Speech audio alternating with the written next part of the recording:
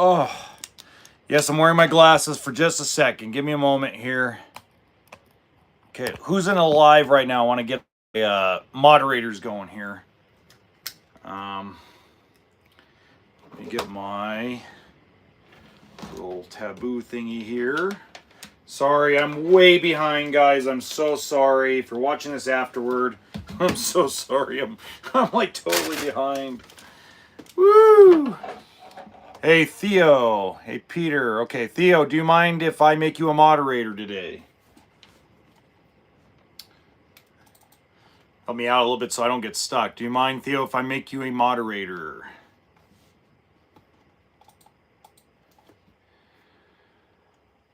Peter, do you mind if I make you a moderator as well?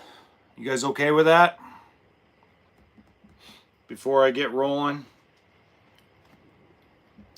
Okay, hold on. There we go. There's Larry. Larry's going to be a moderator, so we're going to put... Larry, you're going to be a moderator. I'm going to let you remove chats. Theo, you're going to be a moderator, Dave. I'm sorry. Please help me out a little bit. And Peter, I'm going to add you as a moderator. If you guys don't mind, because last time we got a bunch of trolls in here. So I really appreciate it, okay? I don't think I did Theo. Hold on. Theo. Nope, it's there. Okay. All right, here we go. Here we go. Here we go. Welcome to HBRV Lifestyle, and we are live answering your questions. I got a lot of questions. Where's my adult beverage at? There it is. Adult beverage in hand, and don't worry about it. I got a lot of questions about the interview that was done by Big RV, Big Truck, or Big Truck, Big RV YouTube channel. I'm going to go over those questions. There's a lot of other questions. Let me turn on the light a little bit. Here, that's better. I'm blinding.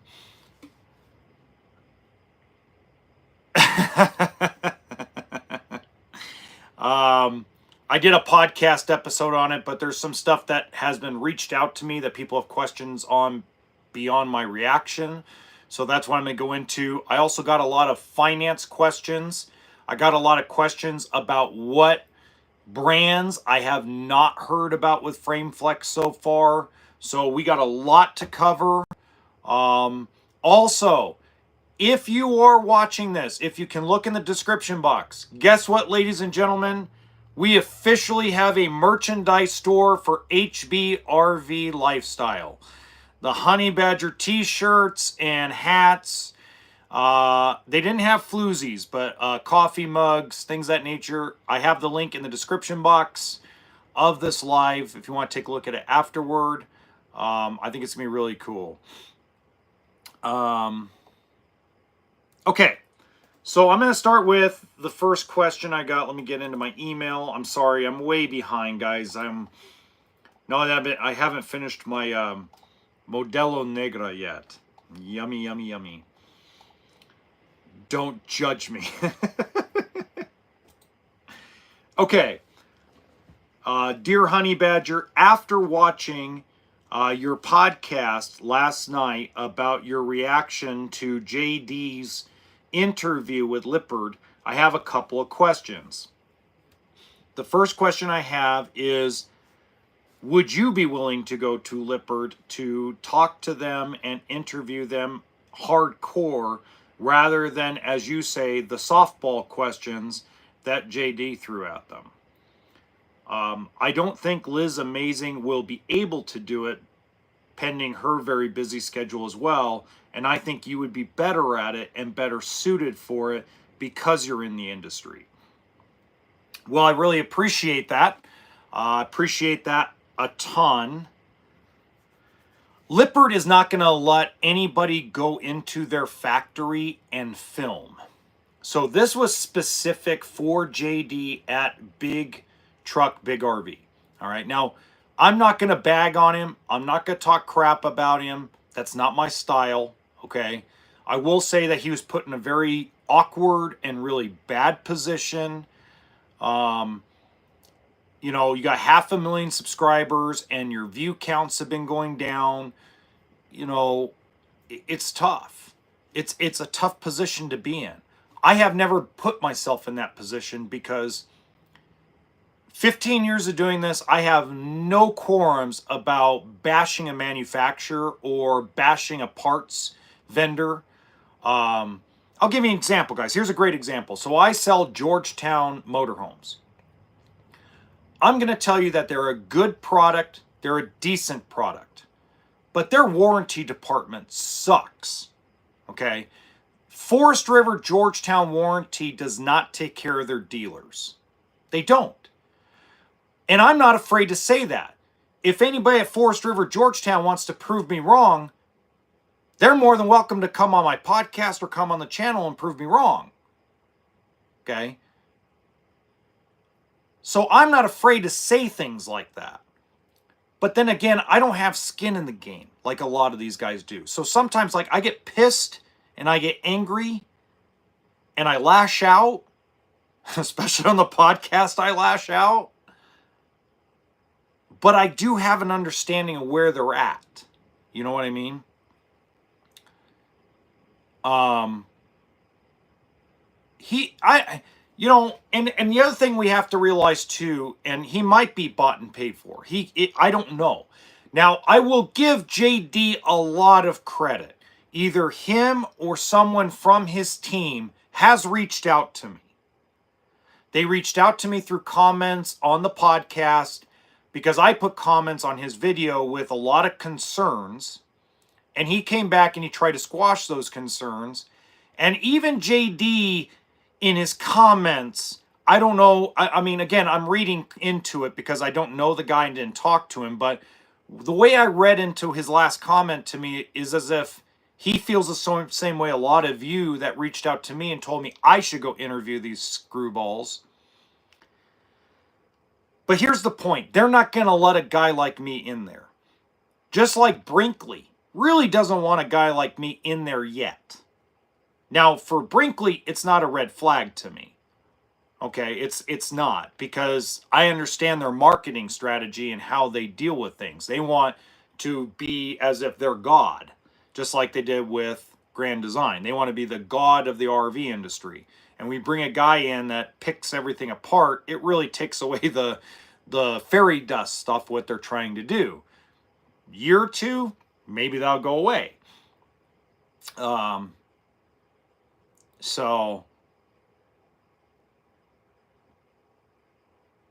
Yeah, I mean, I agree, Sonar Travels.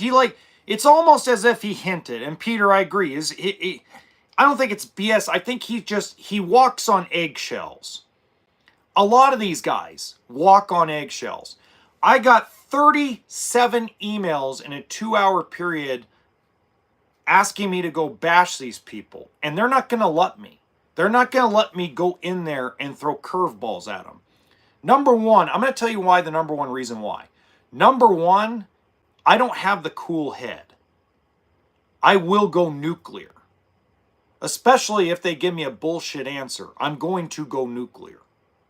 Okay? I am not one to hold back my emotion when I know I'm being lied to. While someone like Liz Amazing, as much as I disagree with her style, as much as I disagree with a lot of things that she does with her content, I think she would be more suited for it, and that's why I keep saying. Hey, Patty, how you guys doing? How's everybody doing? I'm sorry, guys. Oh, boy, I have an Forester XLR Hoplite. Yep, you're fine. We all know, Theo. Okay, here we go. So next question. This is going to be... Now, what I did was I made notes because I got 26 emails that asked a similar question to this. And it is this. The question that everybody seems to have is, the Federal Reserve seems to not be in the mood to lower interest rates anytime soon. And what they're meaning by that is big interest rate drops. Okay. You have said for the last 3 months that interest rates were not going to go down at the Fed, and news agencies and other factors of our economy have said that they're expecting a drop this year. We seem to be leaning more toward what you're saying, do you see interest rates going up this year? And I'm going to say the words yes, but I don't think it's going to be dramatic.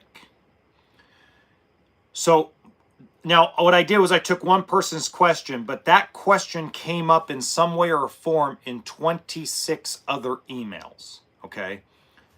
I believe they will raise interest rates this year, but I don't think it's going to be dramatic. I think we're going to see maximum 0.5 point increase, and it may happen in summer, it may happen in fall, and that's my opinion. And that's just based off factors. So even though inflation went down year over year, remember that Jerome Powell is very dry and like he's robotic. He has a personality of a haystack. Okay? So in reality, Jerome Powell is not going to do anything dramatic on lowering interest rates until they see the economy start turning for the worst and getting inflation more under control in every single sector. Okay? There's a lot of political double talk that Jerome Powell is very bad at. Jerome Powell is not a politician. He's a computer. And he's very bad at the double talk that Democrats and Republicans are known for, or any politician is known for. But you have to really pay attention to what he says and what he writes, and then you have to watch the full thing. Even though he'll drag on for an hour or two, kind of like I do, you have to look for all the context he throws in there. Okay?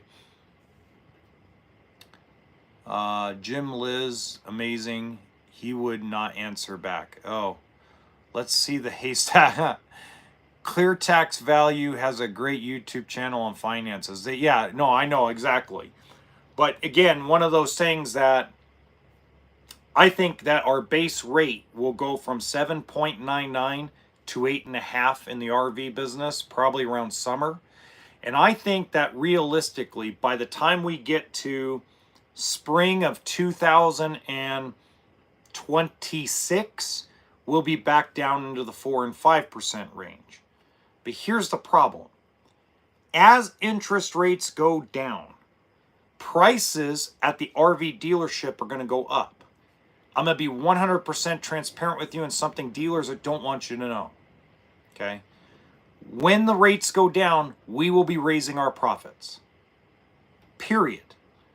Dealerships will raise their prices and raise their profit margin as soon as interest rates go down. It's a fact of life. So while interest rates are high, you're getting a less profitable deal at the dealership.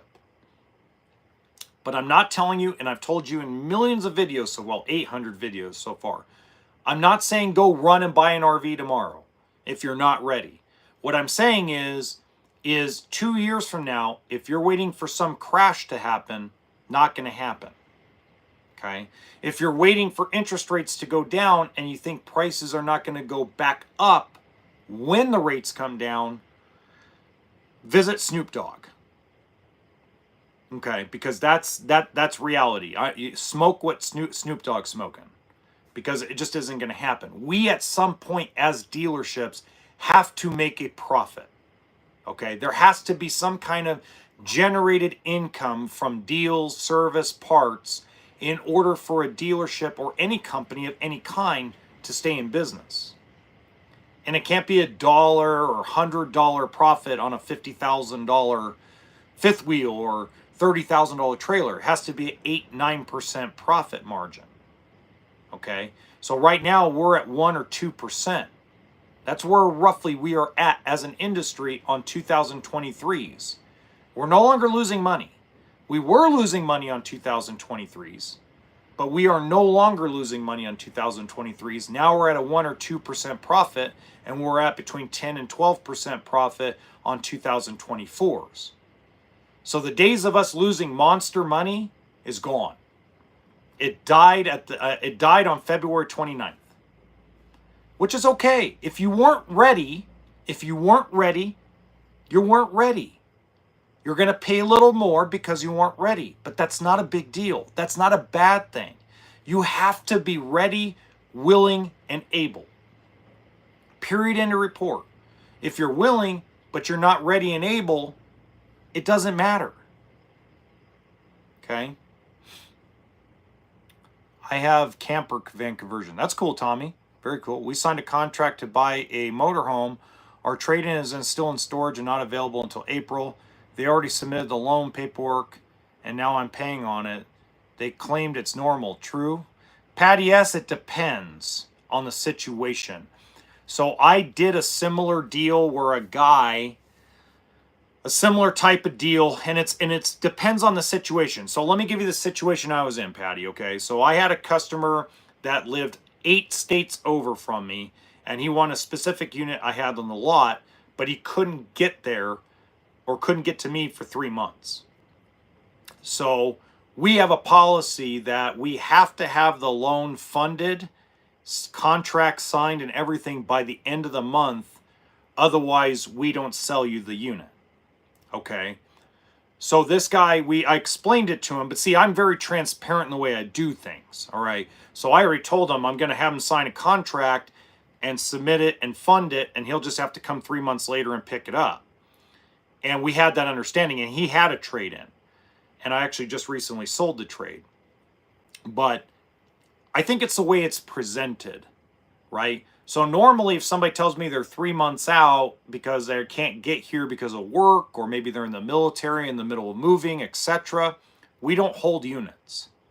Okay, we sell units. And, you know, if you're not ready because of certain things, then what we do as an industry, as a dealership base, no matter where you're at, it's just a matter of how it's delivered, right? So hopefully that helps you out. It is normal in some cases, but not in every case. Okay, if you already were ready to buy it, then, and they're taking the risk on the trade. Let me add one more thing, Patty. They're taking the risk on the trade at that point, because if they already submitted the loan to the bank to be funded, just so you understand, okay, then that means the deal's done. They can't back out. So if something's not working in your motorhome properly, it's on them.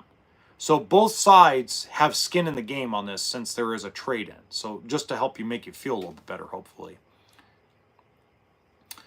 You know, Larry, there does, but the problem is there's going to be no recall, and I'll explain that. I'm going to do a complete video series on it, because I'm finding out through my research that it's not just the pin box.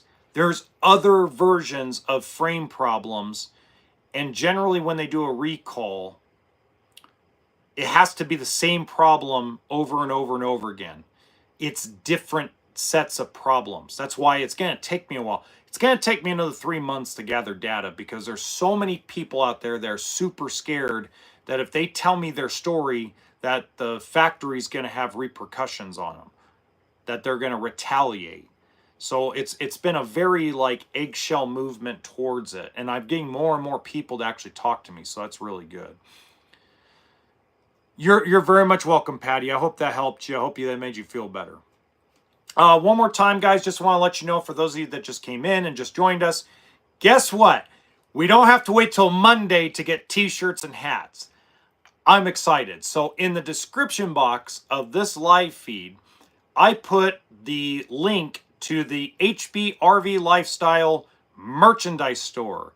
So you can start getting your Honey Badger t-shirts, hats, aprons, totes, water bottles, and coffee mugs. And I was excited about that, because I didn't expect it till Monday. And I was like, woohoo! I get to do this on a live feed. So check it out. If you guys want to support the channel, don't forget, you can also do super chats and super thanks if you guys feel like financially supporting the channel. And as always, I really appreciate you guys. Karen F., we are going to add you, my dear, as a moderator. There, we got 4 moderators. Appreciate all you guys moderating. Help me out, kind of keep the flow, because I know last week we had some issues with that. So sidewall lag bolts loosen is a large contender in what leads to failures. The actual pin box, not as much from what I've seen. Well, it's a Maya. There's another thing that is interesting. It's not just the sidewall bolts. So I'll give you an example. Let me take a swig of my adult beverage. One moment, please. God, I can't beat a cold beer on a Saturday night. Okay. So a couple people sent me pictures where on a Solitude and a Momentum, where the driver's side slide, which is the most common, the driver's side slide, there's nothing wrong with the pin box, there's nothing wrong with the bolts, but what it looks like, and you're gonna have to use your imagination, okay, because I can't forward people pictures because these people feel very uncomfortable sharing this with me anyway. But what it looks like is the way they welded the outriggers on each side, north and south of that slide out. When the slide is going down the road, it's not staying stable. It keeps pushing out and separating from the wall where it looks like you can put fingers through. And one guy emailed me and said he had the dealership that he bought it from adjust the slide to try to get it to squeeze back into the sidewall, because you should be able to fit your fingers, okay, through that main slide into the seal, but you shouldn't be able to do this.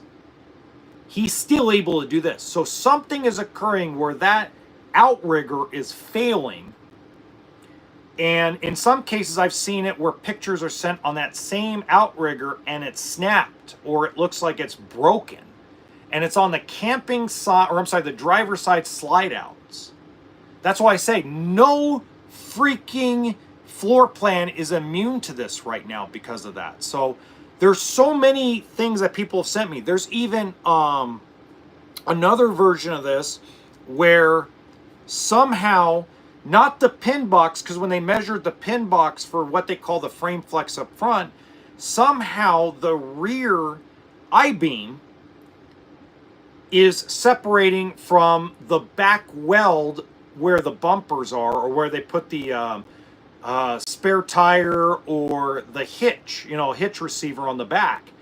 I'm sorry if you're listening to this on another thing besides YouTube. I know you can't see me, but and what you can see behind the couches or in the garages is daylight either behind the driver's side wall and the floor, or the rear cap driver's side wall and the floor. Like, you can look in the back and see daylight all the way to the ground. So there's so many versions of this. And if you hear in the background, it's my furnace in my trailer, by the way, so I'm sorry about that. But there's so many versions of this that I'm getting emailed that realistically this word frame flex should be changed to frame failure. And I don't think it's the frame of the fifth wheel that's really failing the entire time. I think it's a major production problem. And that's my opinion, because I can only speculate, because I'm not an engineer and I'm not a mechanic necessarily when it comes to the construction of these. But just based on what people are sending me, the pictures, the videos, and what they're explaining, I'm like, this doesn't sound like it's completely Lippard's fault. They might be at fault a little bit. They might be fault, let's say 30 or 40%, mostly on other ends besides the construction of the frame. But I think the majority of this is on the manufacturer. Okay. Thank you, Theo. Appreciate you. Just wondering how many frame issues that are not found, because some of those are weekend warriors. Yeah, weekend warriors back in the day, man, had really bad frame problems. So did Keystone, Montana. 06 to 09 were really, really bad. Yeah, I'm talking about the main slide on the driver's side. So if you're on the driver's side, almost every fifth wheel has like a kitchen slide. The majority of the time, the kitchen slide is on the driver's side. So mainly where you have the residential refrigerator and other things. Now, here's what's interesting. And I'm going to read you this email. Let me read this email real quick out to you guys. I have a Cedar Creek. I hope the airbag pin box helps. No, it does, Larry. So far, let me say this, guys. So far, outside of a sprinkled amount here and there, Forest River, who everybody seems to hate, Forest River I've gotten very few complaints, and when I have gotten a complaint, it's, hey, I want to let you know about it, but we already got it fixed because Forest River was on top of it. Coachman was on top of it. Columbus was on top of it. Even there's a video by a guy named Tom. I think it's called Live Life Journey or Live Journey Life. I can't remember. I can't remember. Just like Liz Amazing Amazing Liz, I can't remember half the things. And he even said that he had frame failure on his Columbus back in 2017, and Forest River did it pretty quickly. And to me, when he says quickly, I'm assuming he means RV quickly, which is not like 2 days, but like 2 weeks to 2 months. But it's like Forest River is not, if they are having a problem, they're dealing with it. But it's interesting because I talked to Sonar Travels. I'll get to you in a minute on that. But what I will tell you that's very interesting is I talked to a buddy of mine that works at Forest River. And he was telling me that about 8 years ago, they had a problem, and I don't remember the name of the travel trailer, but they were having a problem with one of the outriggers on a particular model of travel trailer. It was like a 19 or 20 foot travel trailer. And they reached out to people and sent a recall out within 3 months of finding out there was an issue. And they were either bringing them back to the factory to fix them, or they were sending out a mobile person that was a professional welder to fix it. And he said that there were like 45 or 50 of them. Now that's not a lot compared to what they build. I think it was Salem or Wildwood. I can't remember off the top of my head what the brand name was, but him and I just talking, he's like, yeah, man, I mean, every time we've had any kind of problem that's a major catastrophic problem, Forest River and Coachman and Primetime and everything under the Forest River umbrella, it is mandatory that a recall goes out. You know, especially if it's something they know that they broke.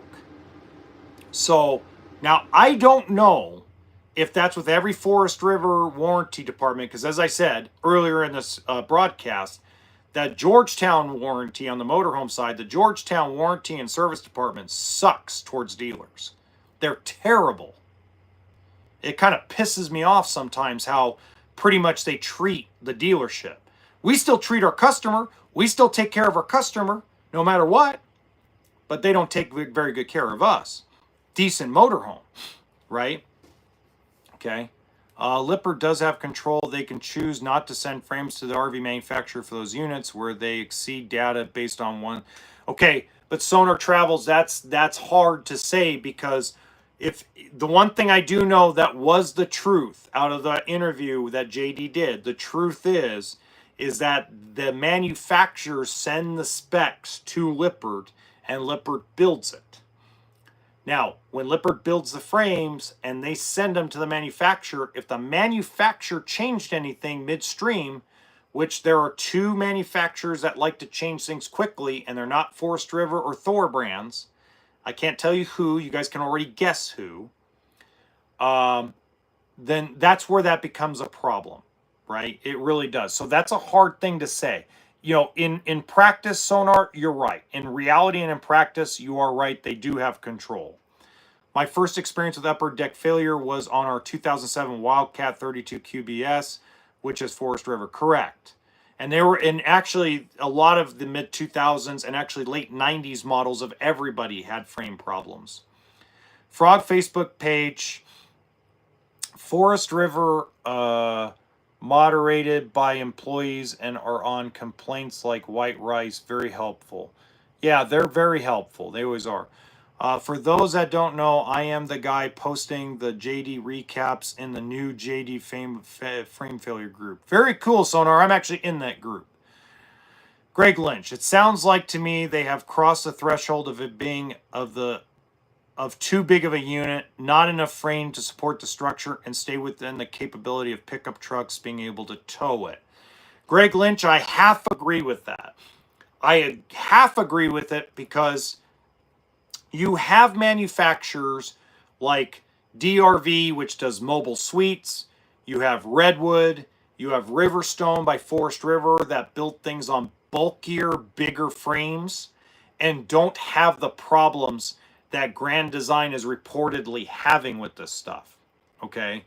If you look at most Forest River and most Keystone toy haulers, the cargo capacity is larger than a lot of the independents like KZ, Grand Design, and even Alliance, okay? But for whatever reason, okay, let me back up for a second. First of all, the freaking toys keep getting bigger and heavier, okay? So let's start with that for a second. And this is where I'm going to be a little defensive of my industry, okay? The power sports industry has really began to hurt the toy hauler industry because they keep getting bigger, they keep getting heavier, and people rush out to buy these 2,000, 2,400 pound side-by-sides, especially here on the West Coast where I live. So now manufacturers across the board are trying to keep up, trying to fit these damn things inside the toy haulers. Okay? So you need to go, you're starting to see more and more people go to triple axle. So Genesis Supreme RV. Really haven't heard of too many frame problems with them at all over the years. But he, again, is now going from a dual axle 40-footer to a triple axle 39-footer because these toys are getting too heavy. But now when you go to a third axle on most of these toy haulers, now you need a 1-ton dually truck at minimum, which how many people can do that? Not many. So it's a double-edged sword. And if the power sports industry would slow down just a little bit on the toy hauler end, things would be able to catch up a lot easier. If the power sports industry and the toy hauler industry got together and actually worked things out together and worked together, I think this would be lesser of a problem in the toy hauler industry. Now, as far as the regular fifth wheels, I 100% agree with you that these things are especially the way they're designing, especially Solitude and Momentum fifth wheel, regular fifth wheels, and even as much as they go with, let's say, Montana and Cedar Creek and stuff, okay? Good products as far as Cedar Creek and Montana, but just to give you an idea, they eventually are going to get to the point where 3/4-ton diesel trucks can't tow them, okay? And throwing 9 solar panels, 4 to 6 batteries with wiring, and still overloading storage. Exactly. Even horse trailers do not have 3 axles. Are there really necessary? Horse can weigh 1,500 pounds. But Patty, in a horse trailer, there's not refrigerators, couches, water tanks. They're lighter. They're lighter weight. Today I saw a single axle truck, GM 2500 lifted, pull a 3-axle with the front axle not touching. Yeah, that's dangerous. Are you a fan of Mac Dre? Don't know who that is. Horse trailers are gooseneck trailers and have heavier infrastructure. That's very true, Blair, but they also don't have all the equipment inside of it that a toy hauler or a regular fifth wheel has.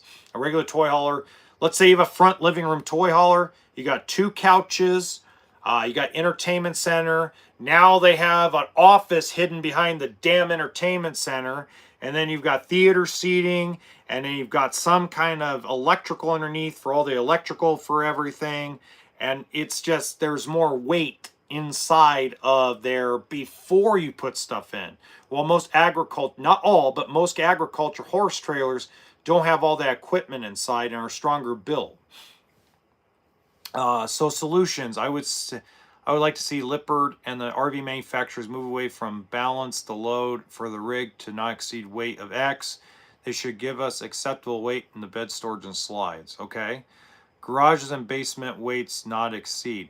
Here's what I think the solution is. Do you guys want to hear what my solution is? Of course you guys do. One moment. Adult beverage drink off camera. 1 second, please. Okay. Here's my solution. My solution is, hey, I like that office hidden behind the entertainment system, Lafayette. Yeah, I know.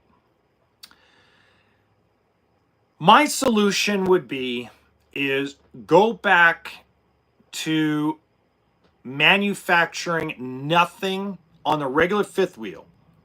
Manufacturing nothing over 41 feet in total length. Okay.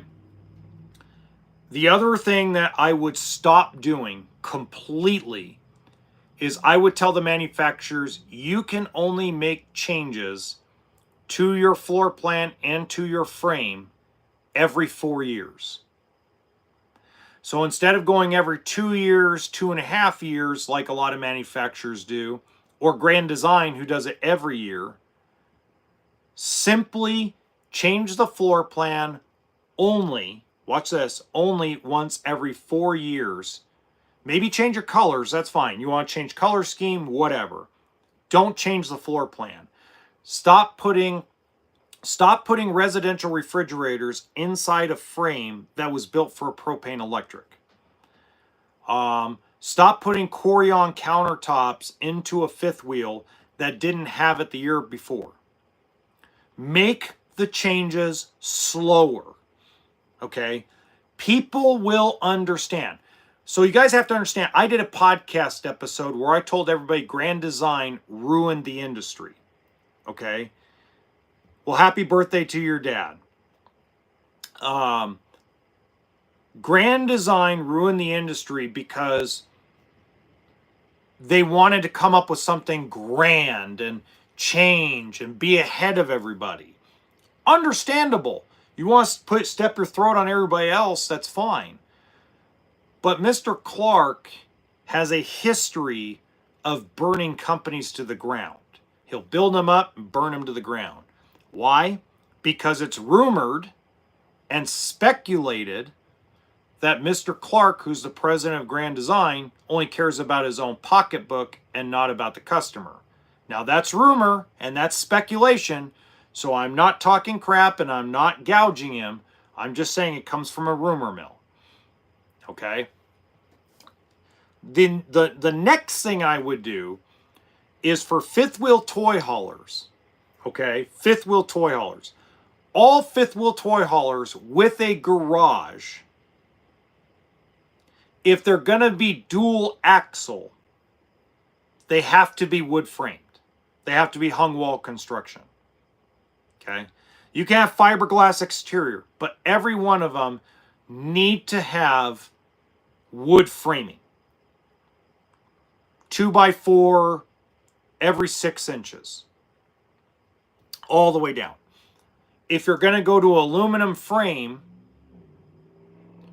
and vacuum bonded, you have to have a third axle, period. And you go from a 7,000 pound axle to an 8,000 pound axle all the way across the board. No exceptions. And then the pin box and the bedroom area, do not put washer dryer prep in the bedroom. I would stop that. Instead, cancel every bath and a half floor plan out there in a regular fifth wheel, or make the bath and a half big enough to put a washer dryer in the middle of the coach rather than the front. And lastly, and this is the most important one, don't build a front bathroom anymore. A front bathroom with all that weight distributed on the pin box. Because here's a problem. When you put a big closet, 2 big closets with a shower that runs piping to a gray tank, along with 2 his and her sinks, Corian countertops, and you don't have a big enough frame, you're trying to stay within weight, that's too much pressure on the pin box. I'm not an engineer, and I can tell you that. And if you're going to do a front bath, you must be on a frame as big as a Riverstone, a Mobile Suites, a Redwood, a Montana Big Sky, a Lux. You have to have a frame as big as they use and as heavy as they use. Those would be the things that I would change. How long is the average fifth wheel owned? Usually it's around 36 feet, but I just would stop building. If I'm doing dual axle and I'm not going to use the big frames, these big expensive $150,000, $200,000 fifth wheels put on the rig, I'm done. Okay. Put the washer dryer in the kitchen pantry area. The east to west 331 XT has the weight distribution by the door near the axle. Exactly. There you go. Perfect. So that's what I would do if I were being a GM, or if I was running a factory. That's exactly what I would do. Okay. One more time for everybody that wasn't involved a little bit ago. We did launch the merchandise store. It's actually like launched 2 days early than I thought it would. If you guys want to get your shirts and hats and coffee mugs and water bottles, in the description box of this live stream, there's the link to the merchandise store if you guys want to support it. We also welcome super chats and super thanks as well. How long has the average owner kept their fifth wheel? Usually about 6 to 7 years is the average person that keeps a fifth wheel. Thanks, Larry. Appreciate it, buddy. I get a lot of hate from my podcast, trust me.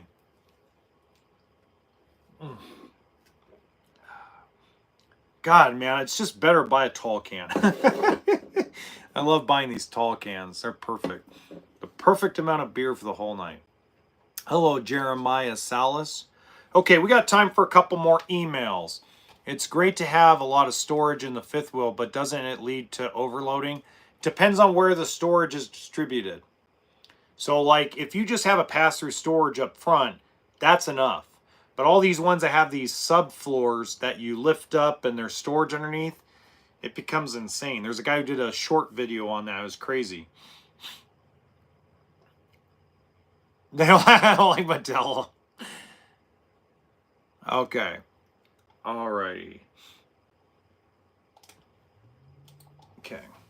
You know what? Let me read. You know what? Because I covered all the really what the emails wanted finance wise and everything. So let's go to the comments. I want to read some of the comments that have come in.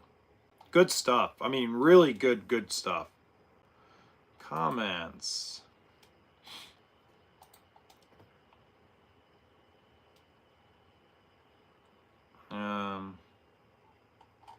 No, wrong one. Wrong one, bear with me, sorry. Oops. Okay. Bingo.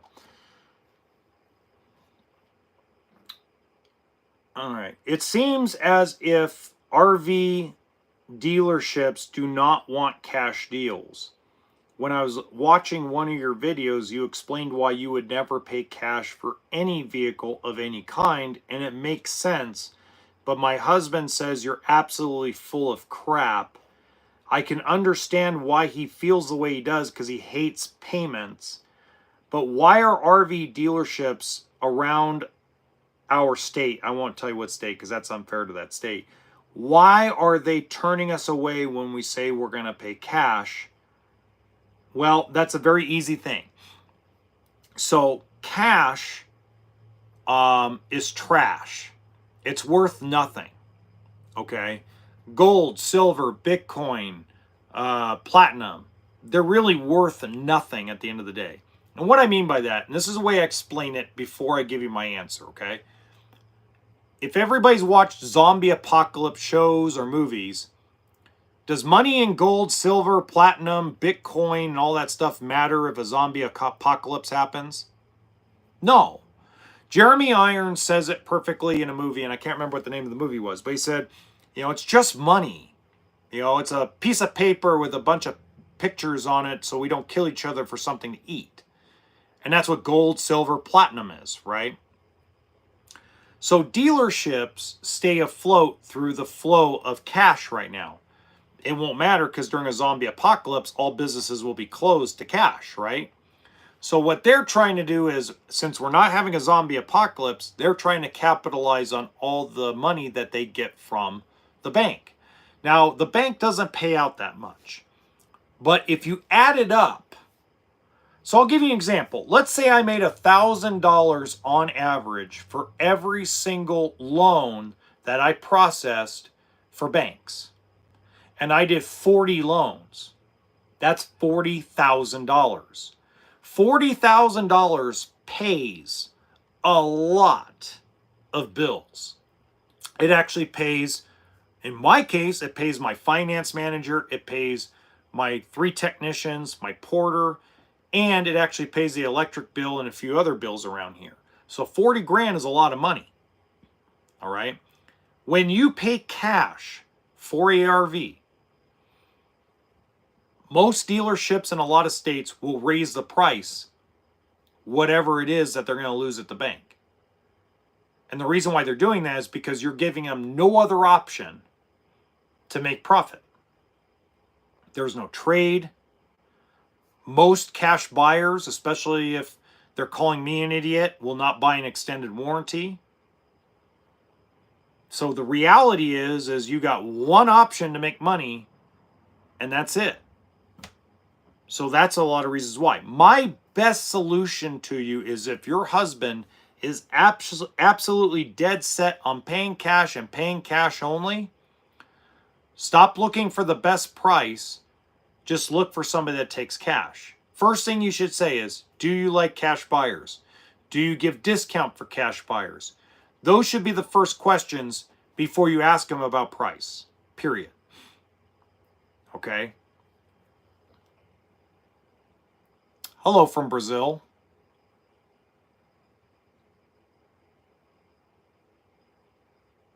Yeah, 4 years for every layout, yep. Do you know of any issues with Grand Design Reflection 320 MKS? Not so far, P. I mean, Reflection, Rockwood, Flagstaff, Cougar, I can't remember, Alliance Paradigm. So far, those haven't been affected very much. No kickback from bank when you pay cash, more profit. Yeah, or yeah, anything of that nature. Okay, next comment.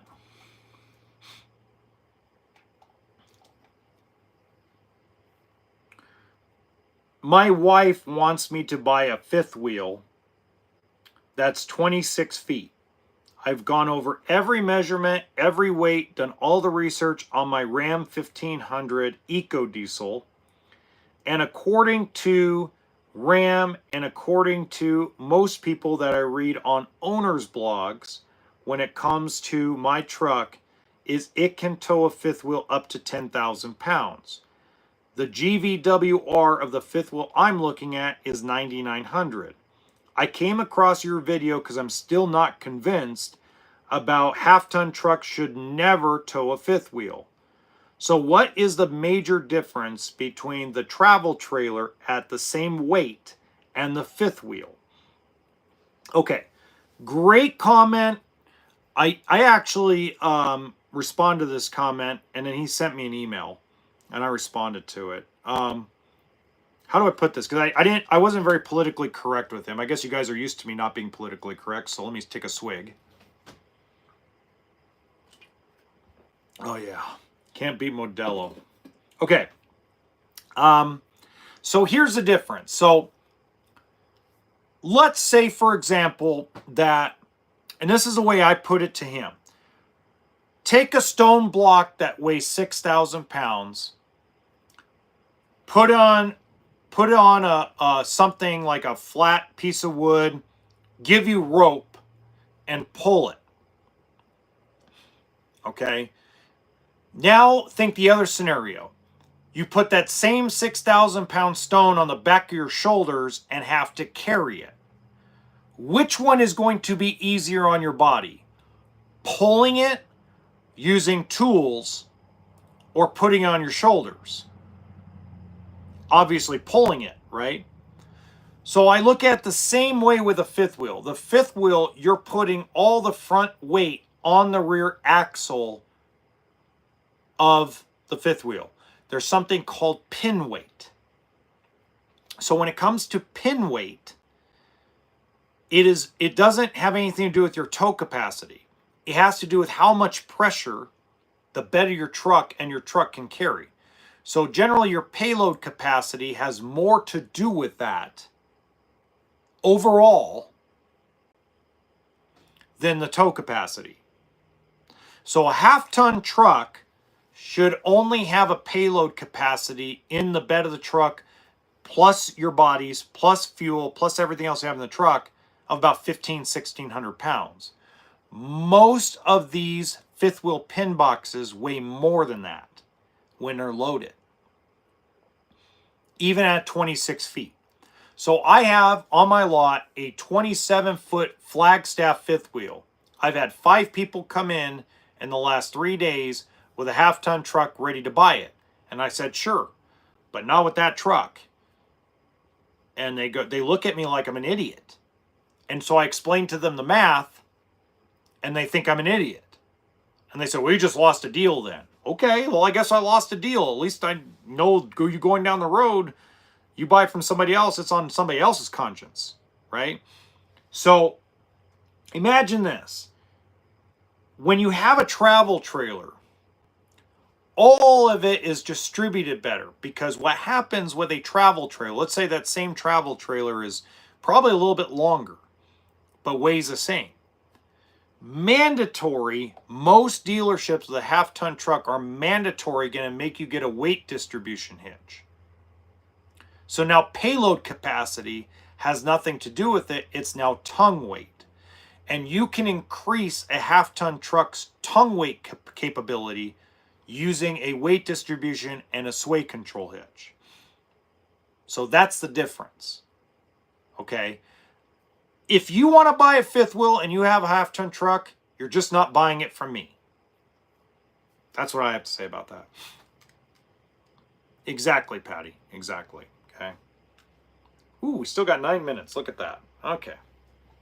Yes, I'm wearing my glasses real quick because my eyesight's starting to get a little... Nobody's seeing me in my glasses, but I'm starting to get a little Rockefeller here. Here we go.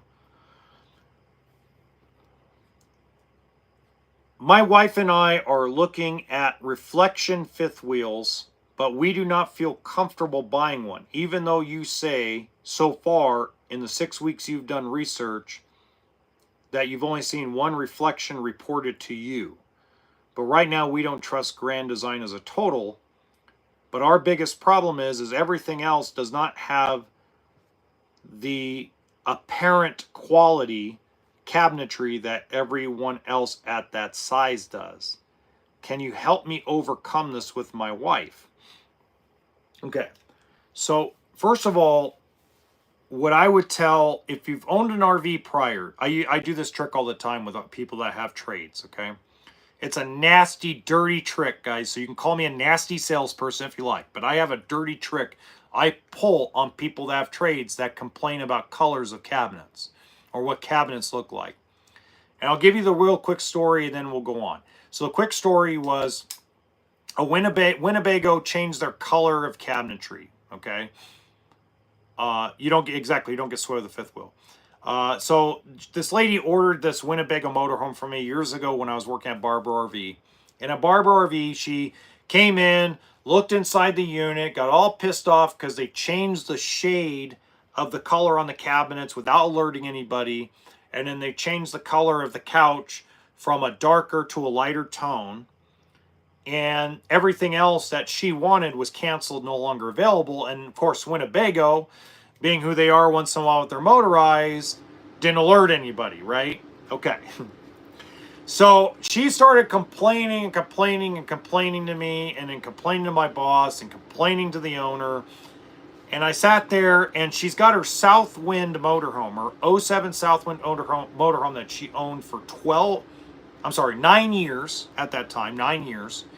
And she's the original owner. And all I said was this. I said, well, what color are the cabinets inside your Southwind? And she stared at me. And I go, and then I looked away. I looked at the Southwind and I go, what's the color of the couches and stuff? And what's the design called inside your Southwind that you've owned for 9 years? And there was just dead silence. And my buddy Mike Arambidi, who was my general manager, was about to speak up because he knew... See, a lot of guys get really weird around me, sales guys and managers, because I'm so brutal with people. Like, I'm like punch you in your face type of brutal, that they pause and they get nervous. And the lady looked at me and she said, you made your point. I'll take the motorhome. There we go. So what I would tell your wife is, you're only going to realize what the color of those cabinets are and all that quality things probably your first 2 trips. After that, you're not going to give a crap, because what you're going to be more focused on as a camper, as someone in the RV community, you're going to be more focused in on the memories you're building. You're going to be focused in on the places you're going or the places you've gone, the things you've bought, where things are in the fifth wheel, how comfortable the mattress is. And then, of course, because it's an earthquake on wheels and none of them are perfect, you're going to focus in and have stories about the little things that have gone wrong. A light fixture fell. A cabinet door came off. I ripped off the side of the coach because I was an idiot and parked it too close to a tree. I mean, stories are going to come out of it.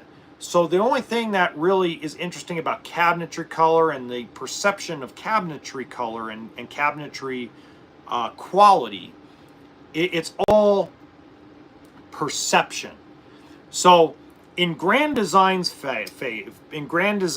in this case, I would tell you, like, go see Rockwood, Flagstaff, Keystone Cougar. I mean, I sell Flagstaff, but there's other places that sell Rockwood. There's Keystone Cougar. There's Alliance Paradigm. They're all good coaches. They're all well-built coaches. There's Cedar Creek. There's a ton of units out there, okay? But remember this. Pigs get fat. Hogs get slaughtered. If you don't feel comfortable because of what's going on with Grand Design and all the frame failure problems they're having with Solitude and Momentum, move on to another manufacturer. There's plenty of them out there. Just ignore the, oh my God, it's pretty, because they're all pigs. Every single RV is a pig. And then they put all kinds of makeup and lipstick on it. That's the truth. Kind of like putting pictures on the wall when you don't notice them after a while. Exactly. That, Karen, I am stealing that from you. That is now my new go-to.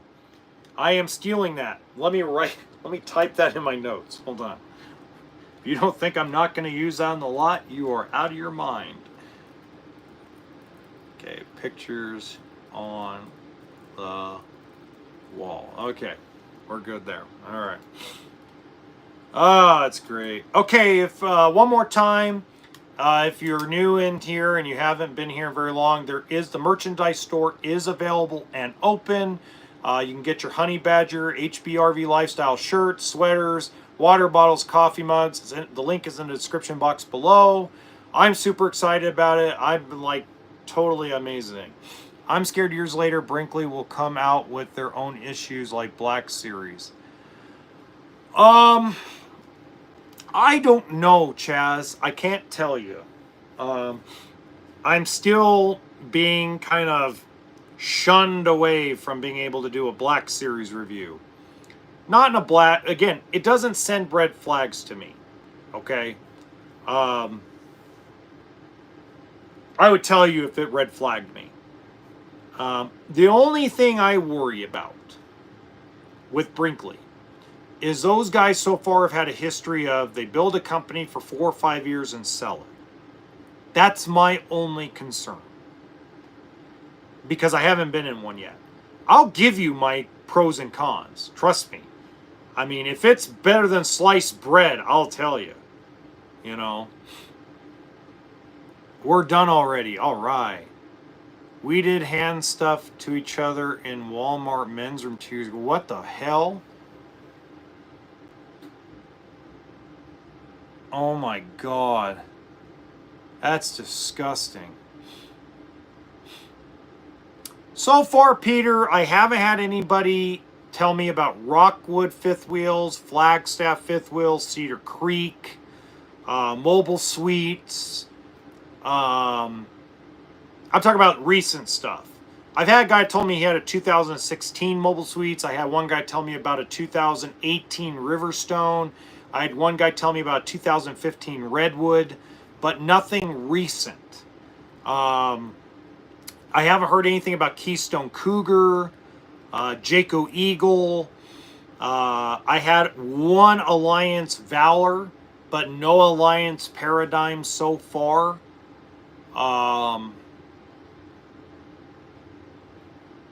Yeah, I mean, there's a lot of them, but I mean, that's just some of them I'm thinking about. Let me see if I can think of any others.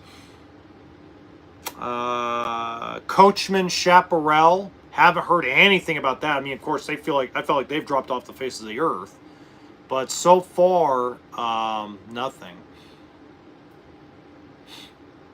Oh, I understand it's a Mia, but that's the problem. I'm going to be comparing Brinkley to more Mobile Suites, Redwood, Riverstone, and Lux. I'm going to compare it to the biggest 4 luxurious fifth wheels that we sell at dealerships. And I may even start comparing it to Pinnacle, because apparently Pinnacle by Jayco is going to be coming out with a few things that are new. So I'm going to be comparing it to all that. I'm not comparing it to something below that. I always make comparisons level to level. A 42-foot Montana? I mean, it depends, new or used. I mean, it depends. What year is the Montana? That's what I'd want to know. I mean, 42-foot Montana, I mean, it just really depends on what year it is.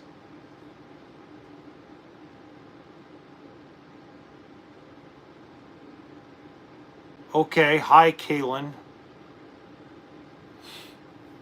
It seems, oh, this is an interesting one. I got time. I got 9 more minutes. Okay, this is a great one. You guys are going to get a kick out of this. Where is it at? Where is it at?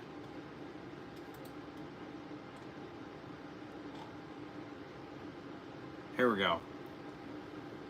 I'm wearing my glasses, so don't make fun of me. Hello there, Honey Badger. I think you have the most beautiful eyes, and you are very handsome. If you're ever in Indianapolis, Indiana, let me know. I would love to take you out for dinner.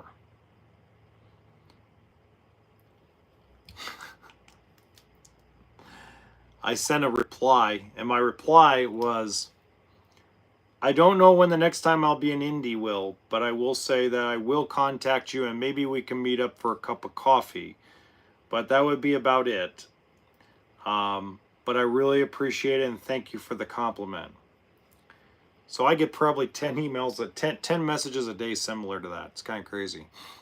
First of all, how the hell can you find me good looking when I have crooked ass teeth, crow's feet in my eyes?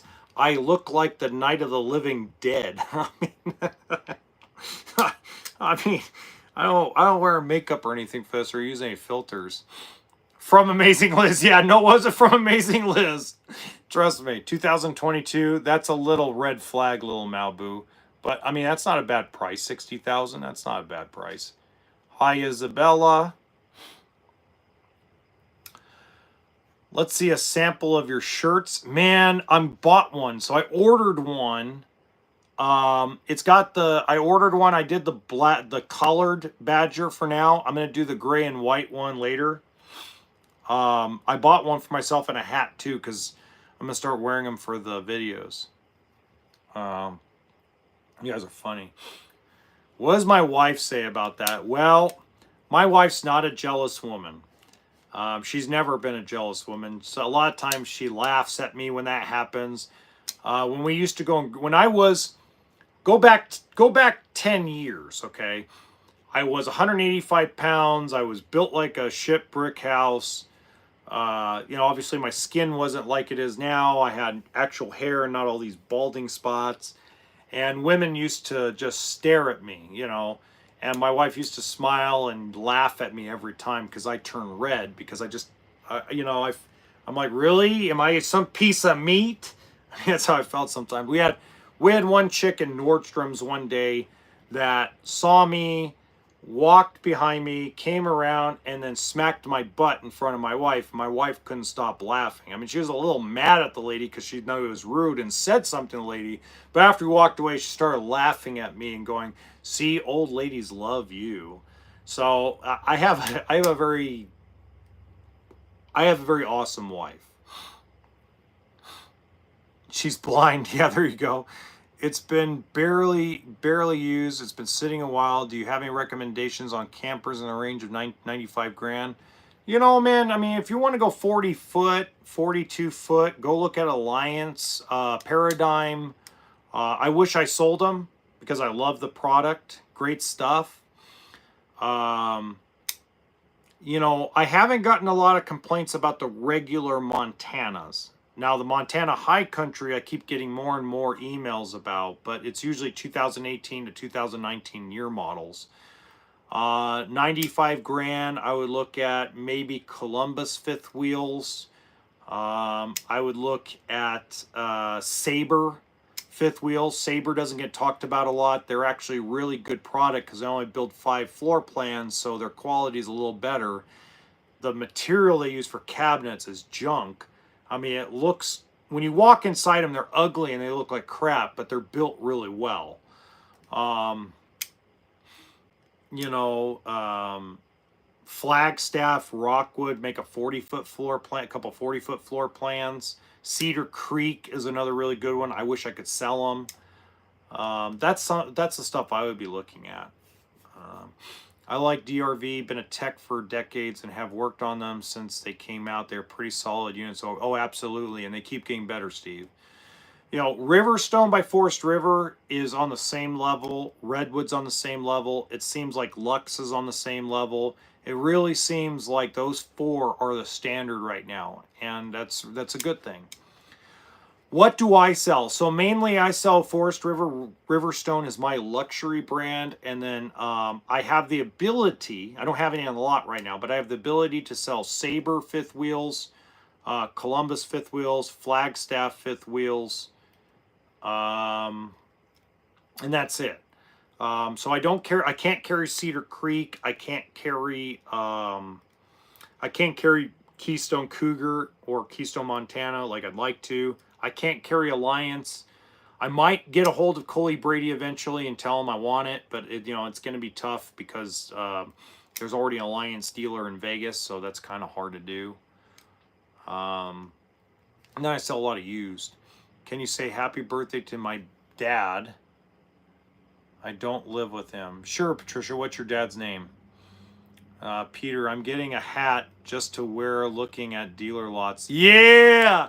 And by the way, if you live on the West Coast, don't be shocked if you start seeing people go, I know that son of a bitch.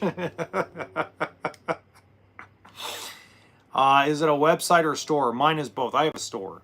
I have a dealership. I don't own it, but I work it. And then I have 6 other stores that I'm affiliated with in California. I'm in just north of Las Vegas in a town called Pahrump. It's called RV Exchange. The website is rvexchangeoutlets.com. I don't have a lot of fifth wheels right now, though. I only have 1 Flagstaff fifth wheel left. I have a kind of a pile of crap Sanibel. The Sanibel shouldn't be traveled in. If you're going to like park it in one spot and stay in it and live in it to build a piece of property, it'd be good for that, but it's not really meant for the road. What are you in right now? I'm in a Sundance travel trailer, a used one I took in on trade. What do you think about east to west travel trailers? Blair, they're not bad. They're an entry-level travel trailer. They're very basic and simple. They remind me a lot of Salem or Wildwood. My good friend Ryan Scott actually sells them to dealerships on the West Coast, so they're a pretty good product. They're not outstanding, but they're not terrible. Ben, happy birthday to Ben then. Happy birthday to Ben. Do you know Arizona AZ expert who repairs RV roofs? No, I don't, Patty. I live in Nevada, so I don't know. Sure, Ava, how are you doing? You're welcome, Patricia. Okay, 30 seconds. So 30 seconds. Thank you guys so much for all your support as always. Thank you guys a lot for everything. Every Saturday night, 7 p.m. Pacific time. Don't forget, you guys can submit your emails. Super thanks, super chat, the merchandise store. It's all open, all available. Love you guys. Appreciate all the questions. Appreciate all the questions that came in. It's getting harder and harder. I do want to say this. It is getting really hard to do everybody's questions that emails them to me. So I'm going to bulk them together when I get multiple stuff, okay? You guys have a great Sunday. I'll check out AZ probably tomorrow. And as they say in Celebrity Deathmatch, good fight, good night.